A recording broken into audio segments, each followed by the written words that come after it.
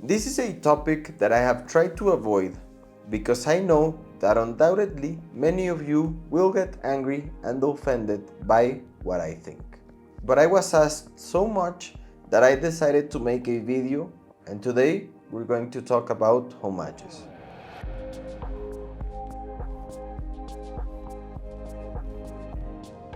And within this video we will also talk about Seiko mods. For those who do not know, which are probably very few, because those who are watching this video probably know about watches. Homages are watches that, in quotes, pay tribute to much more expensive watches.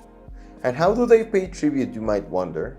Well, simply put, they copy the design of the watch but put a different brand on it, and that's why, according to the homage lovers, they cannot be called copies. But here, we're going to forget whether it is right or wrong, or if you like it or not. I believe that in order to start talking about this topic, we must agree that the models are a copy. Whether or not the name on the dial is the real one or a different one. And I repeat, if you're going to be offended because we're having a conversation and I'm going to give you my opinion, get the hell out. I don't want you here. I think these conversations are for everyone to be able to express their point of view without getting offended. Now, why have homages become so popular? Simply because they copy the design of an expensive watch or from a popular watch, which many people cannot afford. But for some reason, it has become socially acceptable within the watch community to wear homages, while wearing fake watches is frowned upon. Even though the only difference is that one says Rolex and the other says Pagani design on the dial. But to me, they are essentially the same. But basically that's why people want to wear a cool, famous and popular design, but obviously without paying the thousands of dollars that Swiss houses ask for. Now, this is of course understandable.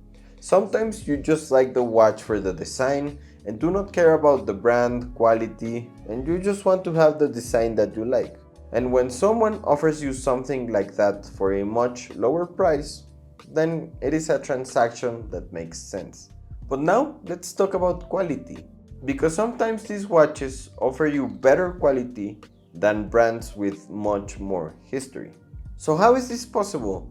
How is it possible that these brands can offer you sapphire crystal, ceramic bezel, high quality steel, bracelets with very good construction at such a low price? And this is where it gets interesting. Sometimes I think people forget that as a company, developing a design also costs money. You have to pay the designers, you have to pay for those who make the prototypes, the 3D modelers. Many people have to be paid to develop a design.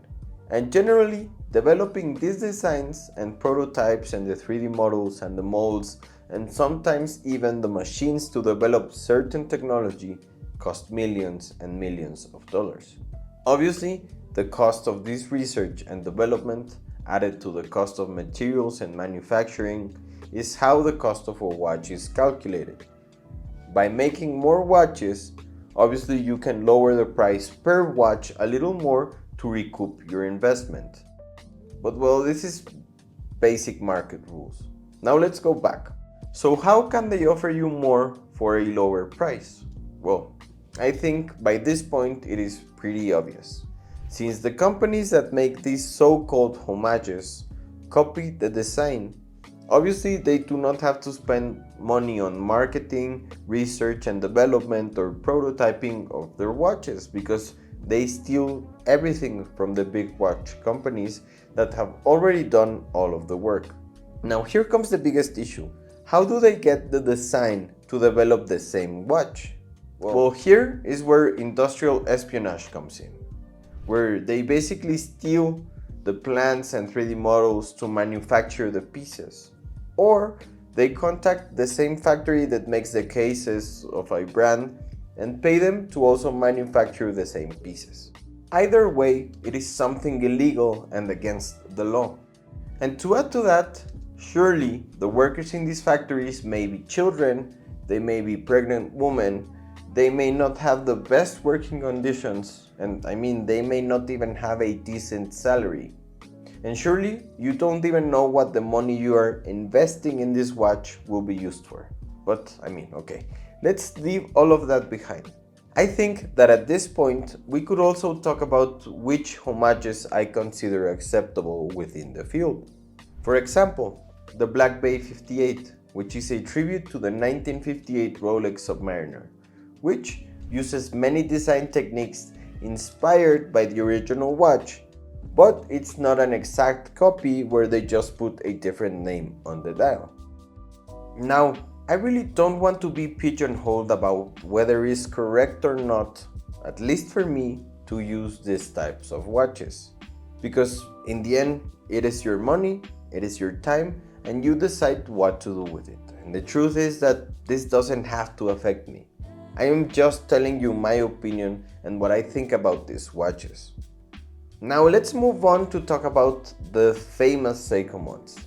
And I had tried for a long time to avoid this topic because I have friends who sell them or make them. And I think that in this field it can also be divided into 2 points. Now the culture of Seiko mods dates back a long time ago when the SKX was in fashion. People would change the dials, change the hands, change the crystal, change the bezel, even change the bracelet theoretically to improve the quality and aesthetics of their watch. Which is actually an interesting point that we will probably talk about in another Seiko video. But at that point for me, the term Seiko mods was correct, which means a modified Seiko, where you had an original Seiko watch and you would change the parts to improve the design or quality. That's what a Seiko mod was. But now it has become fashionable to build a watch from scratch. And that's not the problem. The problem is that they sell you cases with the same design as a Patek Philippe, a Cartier Santos, Omega, of course Rolex. And they sell you all the parts for you to assemble, or for someone else to assemble your watch for you.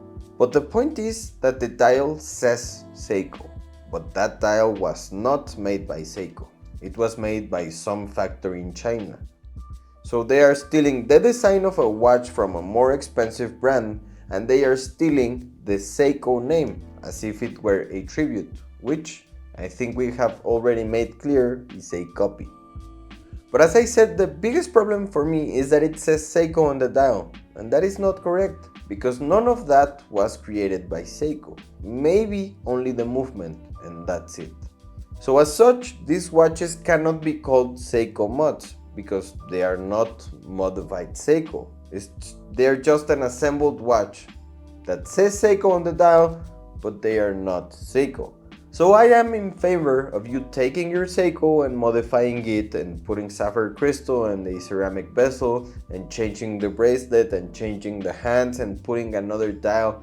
I think that is a cool experience. But when you are falling into copying, I personally do not like that.